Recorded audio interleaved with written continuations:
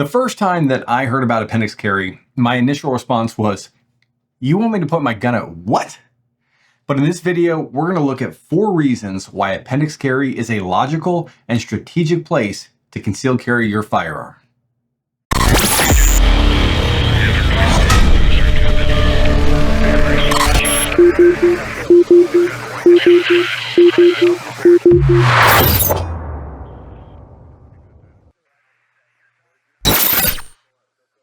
Attaching gear and equipment to a human body has been an ever-evolving problem to solve.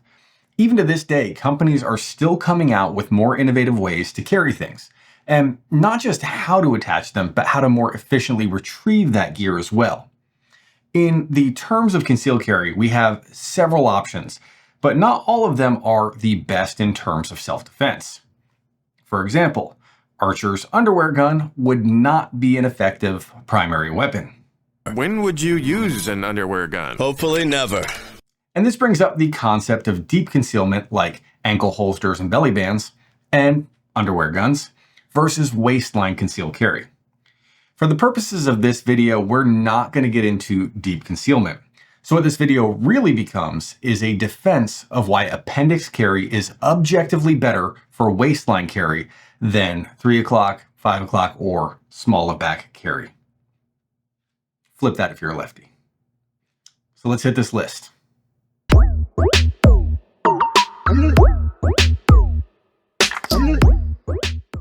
Starting with the most basic idea of carrying a concealed weapon, the concealment.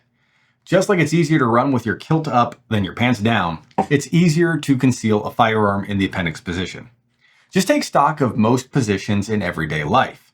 Seated in chairs, seated in a vehicle, bending over in the grocery store, or to pick something up off the ground. So unless you're playing volleyball or doing gymnastics, you'll more frequently be bending forwards than backwards or outstretching your hands. This means that when your shirt constricts or lifts up while bending forward, it won't expose the firearm, only your plumber's crack. Physiologically, the body also has natural curves and space on the front as opposed to your literal protruding hip or rear. The V shape of your abdomen provides a channel for the barrel. If you have a larger chest, it provides overhang with your shirts. Or even if you have a belly, it can protect the outline of the firearm as long as you're not wearing super tight shirts. Now, some people might bring up the concept of adding a cover garment, to which I respond, we can tell. If you're wearing a fishing vest or really a vest of any type, especially in the summer, and you're not actively casting a line, winter may be the only time you can get away with it realistically with a jacket, and might be my one concession for being able to carry a full-size gun on your hip, but I still think these other points can outweigh that benefit. Lastly, from the front, most people that are looking at you, assuming they're watching you at all, are usually looking at your face and hands or shirt logo.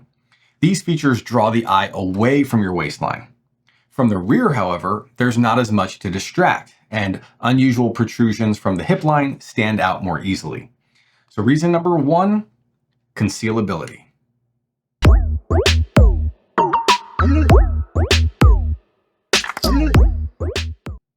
By having your firearm closer to your center line, it will make it easier to access your weapon system. The further to the side or back your firearm is, the more you'll have to compromise your body and arm position, creating that chicken wing effect and also telegraphing what you're planning to do. And please don't fall into that myth about pretending to reach for your wallet. This isn't the Wild West. You're not going to likely quick draw on someone. If you're in a compromised situation where lethal force is warranted, i.e. a gun or knife is already drawn on you, you need to wait for a strategic time to draw a firearm through misdirection, feigned compliance, or an empty hand skill set. It's easier to mask your movement drawing from an appendix position than a hip to back position. And additionally, this will make your draw stroke more efficient. With appendix carry, there's a lot more efficiency from the holster to presentation. The firearm is already near the center line. Natural motion brings the firearm to your eye line quickly, and marrying your hands together becomes much easier and safer as well. Garment clearing is also usually easier. Whether you're wearing multiple layers or just a t-shirt, the motion of drawing up the largest part of the shirt from the middle is much easier than having to lift up a shirt from the side, especially if you also have to move a jacket or a hoodie. Not saying it can't be trained, just that it's not as easy. Additionally, appendix carry makes ambidextrous manipulation an easier possibility if needed. Now, the odds of you needing to offhand draw or reholster is slim, but not zero.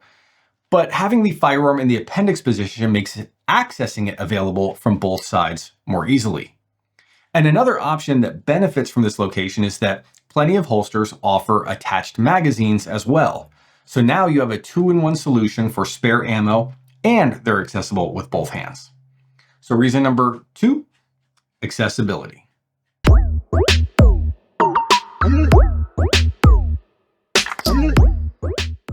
If you've ever studied any martial art, you know that the center line is your strength area. It's harder to manipulate tools or weapons away from your body and makes it easier for your opponent to capitalize on your extended limbs. This is also why we do our weapon manipulations like reloads and malfunctions in our workspace. Going back to the previous section on accessibility, we talked about telegraphing, which is the biomechanical cues to our attacker as to our intentions and also their cues to us. By having less physical cues, we're able to strategically draw and get on target faster with less time and recognition. But you may not be able to even get your firearm out of the holster before a physical altercation occurs. Again, in the appendix location, defending the gun is easier on your front in both standing and ground fighting. If you've ever watched CCTV footage of very close lethal force encounters where someone is trying to grab a gun, they're having to fight to their side and try to pull their hip away, exposing openings. Defending your weapon in the appendix position while standing is easier to recognize and defend against with both strength of force and simple body mechanics. Between being able to provide better leverage on the firearm, fight to your centerline strength, and bend forward, it makes someone getting your gun that much more difficult. And on the ground, you're not compromising your body position. With it on your centerline, you can more easily defend it or draw it as needed in combination with some basic ground fighting skills. And maintaining control of your weapon is extremely important. So reason number 3, defensibility.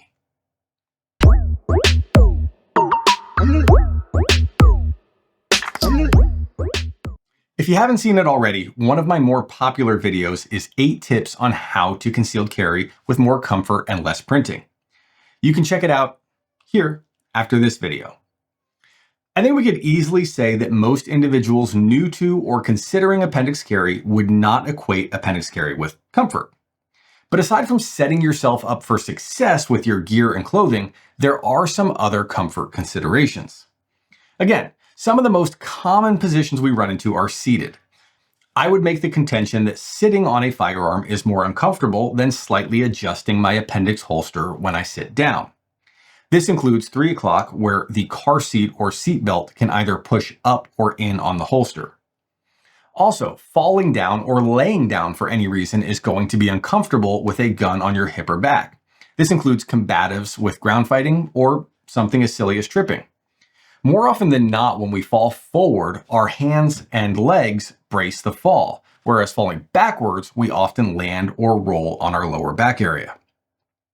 As you spend more time concealing in the appendix position, figuring out which holster and setup works for you, and getting used to what it feels like, appendix carry becomes much easier. I think many people try appendix carry at first and aren't used to the sensation of an object in that area and write it off before they get accustomed to it. I now don't even notice my firearm most of the time. So reason number 4, comfortability.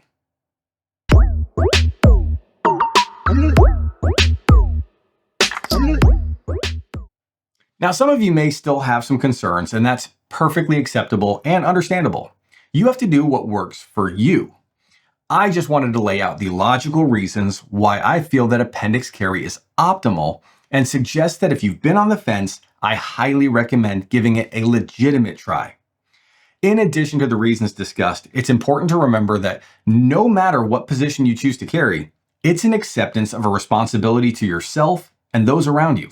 So make sure that you're carrying a reputable, safe, and practical firearm, and that you train. Preferably taking training courses, but at an absolute minimum, a lot of goal-oriented personal training. Most handguns these days are reputable and safe, but not always practical to concealed carry. But when you consider your carry location, remember that it doesn't matter so much where you carry on your body as much as how you handle that weapon under stress at speed. Still my contention that if we were to have a concealed quick draw fantasy showdown testing, Appendix carry would win every time. It's also still my contention that it's easier to conceal and defend from the Appendix position. But it's more important that you develop yourself into an asset instead of a liability. But there we have it. 4 reasons why Appendix carry is arguably the optimal waistline carry location. If you found this video helpful or informative, please go ahead and use those trigger fingers to tap or click on those like and subscribe buttons, as that significantly helps the channel grow. Then once you've done that, head over to SPG1Tactical.com, where we have S2S 5-in-1 Gun Lube, the book that I helped to co-author, The 6 Bullets You Can't Leave Home Without, endorsed gear, a forum, and newly released shirts with more designs coming soon. If you're looking for phenomenal training, check out Intuitive Self-Protection at intuitivesp.com or the ISP Facebook page, where you can find course schedules, photos, videos, and student reviews. And lastly, be sure to stay safe, stay smart, and stay tactical, my friends.